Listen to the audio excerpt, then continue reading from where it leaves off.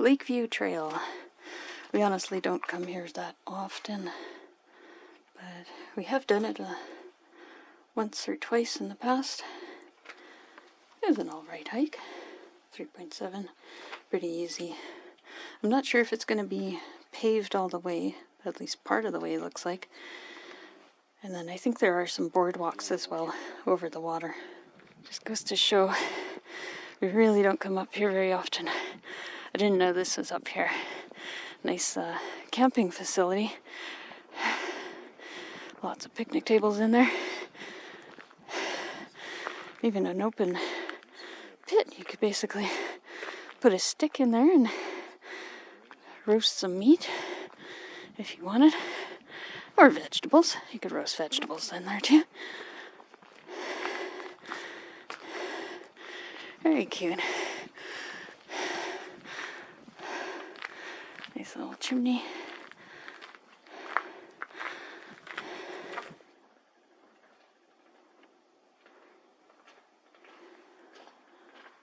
Oh, there is a squirrel right there.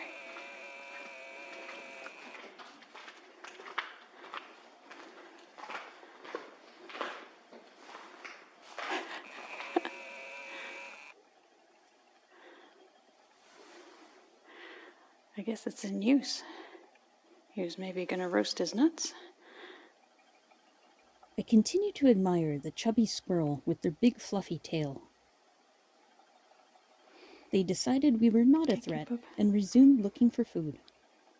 Oh, lick. Look at the little tongue.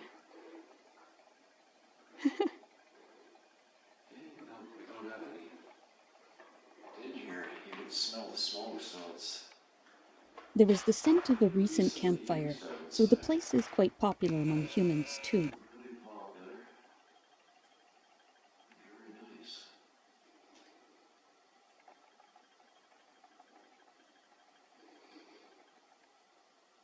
We headed back outside and enjoyed a view of the iconic High Island. Along the trail are a number of interpretive signs. Where glaciers met.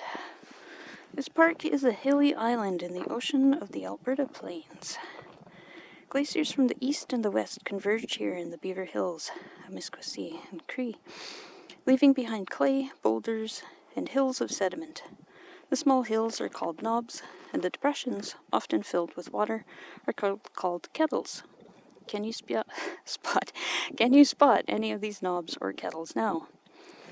Elk Island is a core protected area of the UNESCO Beaver Hills Biosphere Reserve, designated on March 19, 2016, and where we are standing is a knob, hardened glacial sediment or till. So yeah, this is a natural hill. Glacier.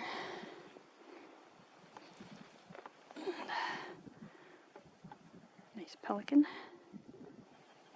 There's actually some buds coming out even. Good to see. As I looked across the lake, I was sure I heard a goose.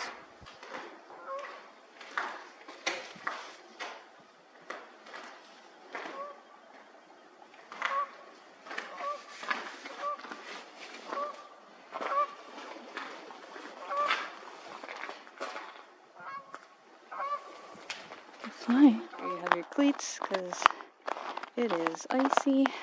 I was just commenting to Lyndon that it was kind of unique that usually we're never together when we see our first geese of the year. Usually I'm out somewhere, usually cycling, and then, yeah. But this year, yeah, we were actually together. That's kind of cool. Look at that. Is a nice clump of bison fur. Interesting. A lot of other particles in there too. I'm assuming that's not skin. It's probably more of seeds. I continued to turn over the patch of fur with its long woolly hairs mixed in. Spring must definitely be on its way if the bison are beginning to shed their winter coats. You can see how windblown the snow is out there. Lots of drifts and texture. Very nice.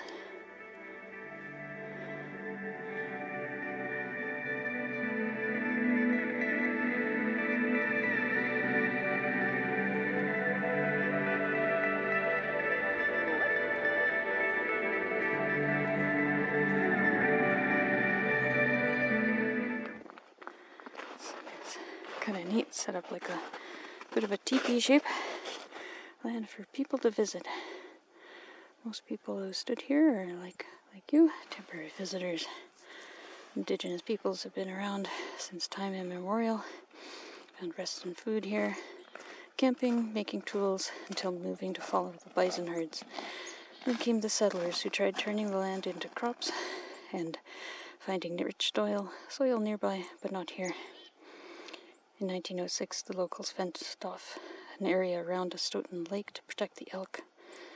This area became Canada's first wildlife preserve.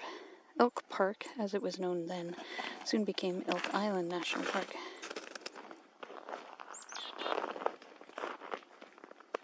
I paused to watch a chickadee foraging in the trees.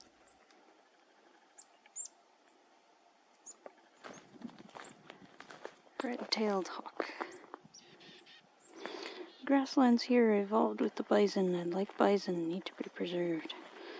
Grasslands in Alberta were shaped by bison hooves. As the bison disappeared, so did the grasslands that evolved with them. Elk Island National Park is working hard with local communities and scientific experts to protect and restore the endangered grassland through large-scale projects such as fire and plant management. Prairie fires. Fire has long been common here. First was a product of lightning, I imagine that's supposed to be, and then it was used by plains people to move bison. Fire is an important part of the grasslands. And on this knob we have a couple more, another shelter, some more little picnic tables, and even some red chairs. This is the view from the red chair on the right side, apparently.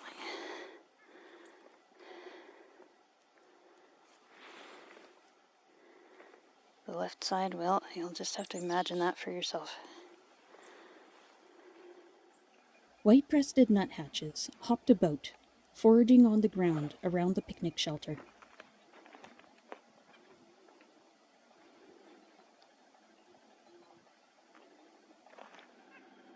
Some disturbances.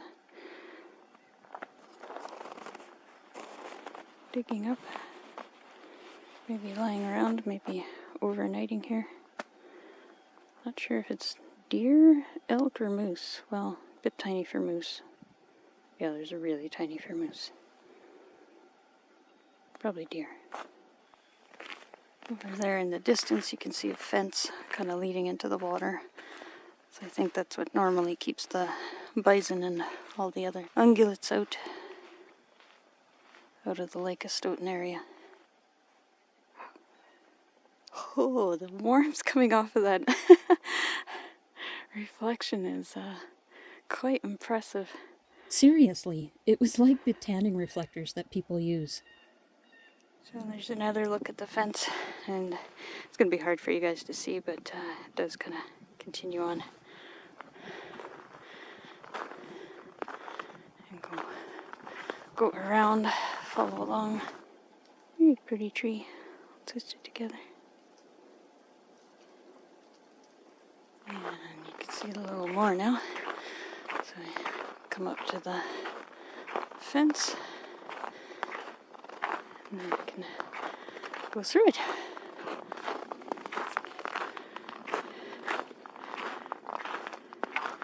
I can't really tell which side. Oh, there we go. This one. Yeah. Whew, it's kind of heavy. A heavy gate. But I guess it's supposed to be.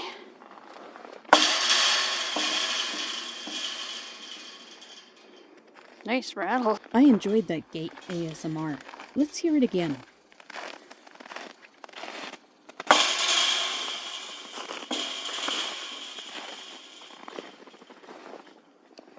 I think they forgot to take their sign in. And suddenly it feels like a real trail.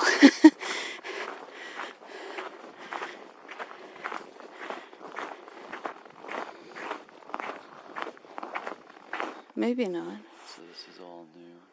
Yeah, they may have adjusted things. I don't know. A little bit of a beaver pond. Yeah. 'Cause I remember us kind of walking over the hill, and then just kind of getting lost and ending up following the road, and then it was just kind of like this mishmash, and yeah.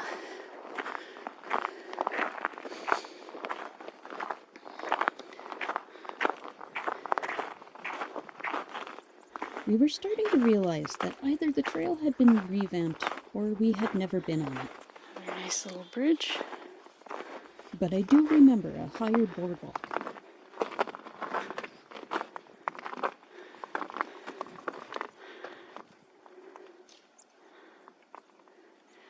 Ooh, a fork in the road, or fork in the path, I guess. So that way, looks like you'd be in more forest. Kind of trail along the shoreline a little bit, or that way. So we decided to go right. Kind of unusual. Well, maybe not. It's funny how we get into a set direction for each trail. A little bit of a lookout. Kind of is tipping forward a little bit. That's a little concerning. The platform, thankfully, still felt very solid.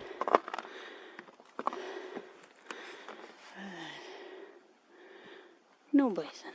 But lots of tracks. Looks like I can see a bench over under that tree over there.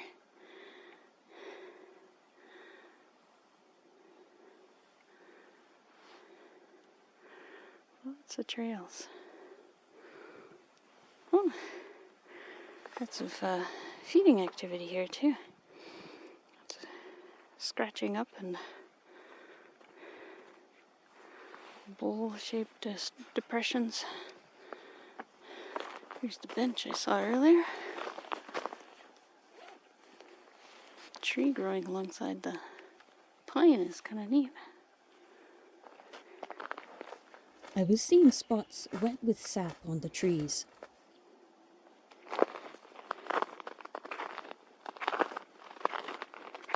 The trail followed along a hill. It would be nice and cool in summer. I paused to look at the forest. And in the snow, I noticed some moose hair. How tall would you say that is? 2 meters, at least? 9 feet. Probably 2.5 meters. The fallen tree had taken an impressive-sized disk of soil along with its roots.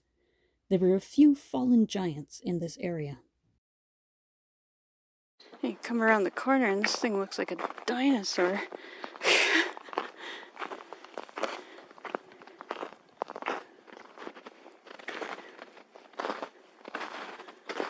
Wow. This is even huge. More huge. More huge. Bigger. Wow. Holy.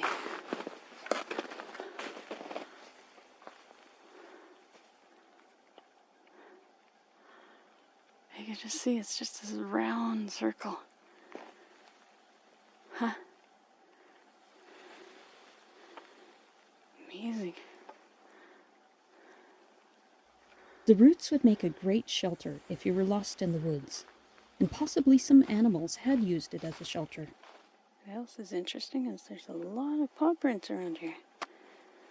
I'm assuming coyote. Could be people and their dogs. The trail rounded the hill and wound back into the light.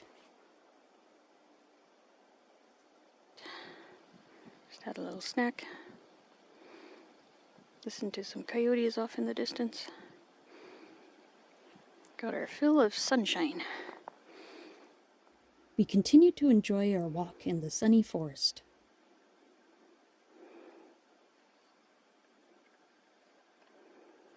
It had been a surprisingly quiet morning, but on our way back, we finally met people also out for a walk. I had felt disappointed at not seeing many animals when I turned my head and spotted something under a tree. See him? Underneath the tree there.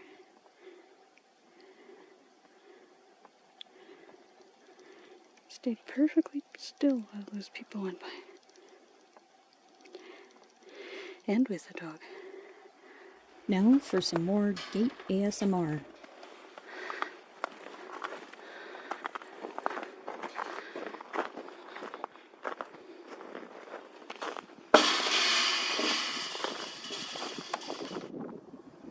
The wind was picking up a little, creating some warbly sounds on the microphone.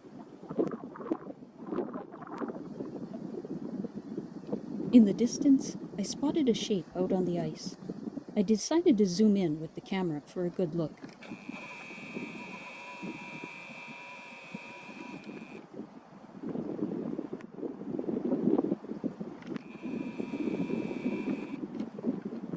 On the back of one of the signs, I had missed a land acknowledgement to the homelands of the Cree, Blackfoot, Dene, and Métis. Learning about the land and its animals and plants is my own way of connecting with my Anishinaabe or Ojibwe roots. Families had arrived to enjoy the sledding hill, although the soft snow made some sleds get stuck. Not the most amazing hill, apparently. And we had a nice chat with the man at the end of the dock. He had many years of happy memories visiting Elk Island with his wife.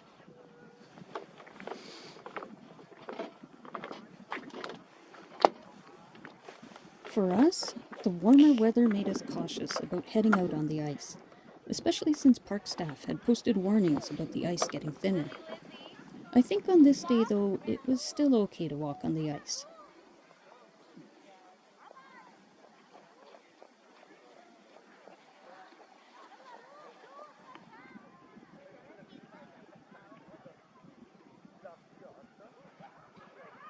I don't think I filmed this earlier, but parked beside some poop, just so we wouldn't have anybody park next to us. And it worked. Effective. We were laughing at them earlier. I said that they look like they're the wedges that you put behind the tires to keep your vehicle from moving. As always, thanks for watching.